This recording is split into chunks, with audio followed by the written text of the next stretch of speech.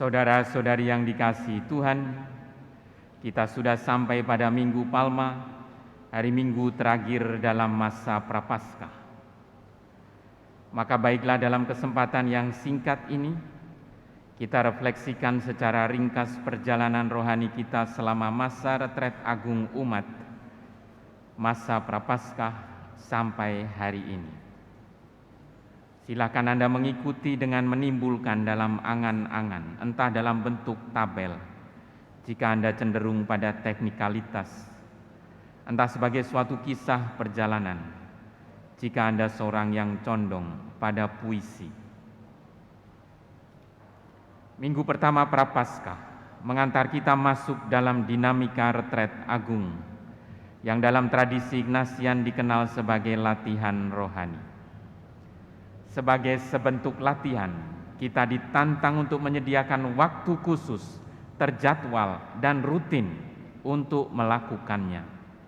Di sini kita diingatkan bahwa hari Minggu adalah hari Tuhan, waktu yang dikhususkan dan disediakan untuk perayaan Ekaristi. Melalui kisah Injil, kita diingatkan akan 3 godaan pokok dalam hidup rohani: kenikmatan jasmani, kehormatan duniawi, dan keangkuhan manusiawi. Minggu kedua Prapaskah dikenal sebagai Minggu Transfigurasi. Melalui kisah ini kita menyegarkan kembali keterpesonaan kita terhadap pribadi Tuhan Yesus yang adalah pancaran kemuliaan Allah. Di hadapan pancaran kemuliaan Allah ini, tidak dapat tidak kita disadarkan akan keterbatasan diri kita, dan justru dengan mengakui keterbatasan kita siap untuk mendengarkan Dia, Sang Putra yang terkasih. Inilah putraku yang kukasihi, dengarkanlah Dia. Dalam perayaan Ekaristi, dinamika pengakuan akan keberdosaan diri di hadapan kemuliaan Allah yang membawa pada kesiapan untuk mendengarkan Dia diungkapkan secara lengkap dalam ritus pembuka. Dalam teologi, Yesus Kristus disebut juga sebagai Sabda Allah yang menjelma. Ini suatu pengertian yang sangat kaya dan mendalam. Satu implikasi dari pengertian ini adalah mendengarkan Tuhan Yesus sama dengan mendengarkan Allah sendiri. Implikasi lain dalam keseluruhan pribadi dan hidup Tuhan Yesus, termasuk dalam tindakannya, kita melihat dan mengenal Allah. Maka dalam liturgi Sabda pada perayaan Ekaristi, saat kita mendengarkan kutipan-kutipan dari kitab suci, baik Perjanjian Lama maupun Perjanjian Baru, dan menanggapinya dengan mengidungkan mazmur dan memanjatkan doa-doa permohonan, kita sebenarnya sedang berwawan kata dengan Allah sendiri. Mendengarkan sabda kasih Allah dalam pribadi Tuhan Yesus, kita diundang untuk melihat kenyataan diri kita sendiri dan bertobat. Tobat dalam artinya yang paling asli, kembali kepada Allah dan menempatkan Allah sebagai pusat dan pokok hidup kita. Liturgi Ekaristi yang adalah inti perayaan Ekaristi, kita renungkan 2 minggu berturut-turut, Minggu Prapaskah 4 dan 5. Menyertai kisah-kisah Injil untuk 2 hari Minggu itu, yang keduanya melelehkan hati kita, yaitu perumpamaan tentang Bapa yang baik, Prapaskah keempat, dan kisah Yesus dan perempuan yang kedapatan berzinah itu, Prapaskah kelima. Kedua kisah ini kendati klasik, namun selalu dapat membangkitkan semangat baru. Kedua kisah ini memantulkan gambaran Allah yang penuh belas kasih dan senantiasa menyelamatkan atau menebus umatnya. Karya keselamatan dan penebusan Allah dialami oleh umat Israel dalam pemeliharaan Allah melalui rezeki sehari-hari, maupun dalam karya besar kepulangan dari pembuangan di Babel. Karya bagi kita sekarang, karya keselamatan Allah ini memuncak dalam diri Tuhan Yesus Kristus dalam sabda dan tindakannya.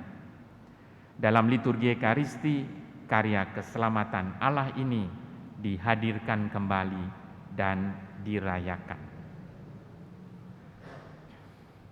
Saudara-saudari yang dikasihi Tuhan, maka sungguh tepatlah bila pada Minggu Palma ini bahan pendalaman iman Keuskupan Surabaya 2022 juga sampai pada bahan pertemuan terakhir, merenungkan ritus komuni, dilanjutkan ritus penutup pada Ekaristi. Renungan minggu lalu menganjurkan kita untuk mulai berdoa dengan metode applicatio sensuum atau kontemplasi. Cara berdoa yang sudah kita praktikkan pada awal upacara liturgi hari ini. Sesudah pemberkatan daun palma, kita menindakkan kembali peristiwa Tuhan Yesus yang kendati disambut bak raja, memasuki Yerusalem untuk melaksanakan perutusan secara paripurna melalui kesengsaraan dan jalan salib. Kita diundang mengikuti dan menyatukan segenap keprihatinan kita dengan keprihatinan Tuhan Yesus. Inilah komunio dalam artinya yang paling dalam, persatuan dengan Tuhan Yesus. Lebih-lebih dalam sengsara dan wafatnya, agar kita boleh ambil bagian dalam kemuliaan kebangkitannya. Akan tetapi, di lain pihak, persatuan dengan Tuhan Yesus pada gilirannya memberikan tugas perutusan bagi kita untuk turut serta dalam perluasan kerajaan kasih-Nya. Kita mengingat sabda Tuhan Yesus sendiri tadi, "Aku berkata kepadamu, jika mereka ini diam, maka batu-batu itu akan berteriak." Komunio kita dengan Tuhan tidak dapat tidak menggerakkan kita untuk bersaksi. Dan itulah perutusan kita. Demikian saya paling suka rumusan perutusan yang berbunyi, "Saudara-saudari, pergilah dalam damai sambil memuliakan Tuhan dengan hidupmu." Dan Anda semua menjawab, "Syukur kepada Allah." Itulah inti perutusan, memuliakan Allah. Sarananya seluruh hidup kita, pikiran, perkataan, perbuatan. Perutusan yang mengalir dari persatuan, komunio, dengan Tuhan Yesus, Guru dan Tuhan kita. Persatuan, komunio yang memberikan damai yang tak dapat diberikan oleh dunia. Maka dapat menghayati dengan lebih baik kiranya salam penutup pada perayaan Ekaristi. Saudara-saudari, pergilah dalam damai, damai yang kita peroleh dari persatuan dengan Tuhan Yesus, damai yang tak dapat diberikan dunia, sambil memuliakan Tuhan. Sebab itulah perutusan kita, memuliakan Tuhan dengan hidupmu, pikiran, perkataan, perbuatan kita. Tuhan memberkati niat baik kita semua. Amin.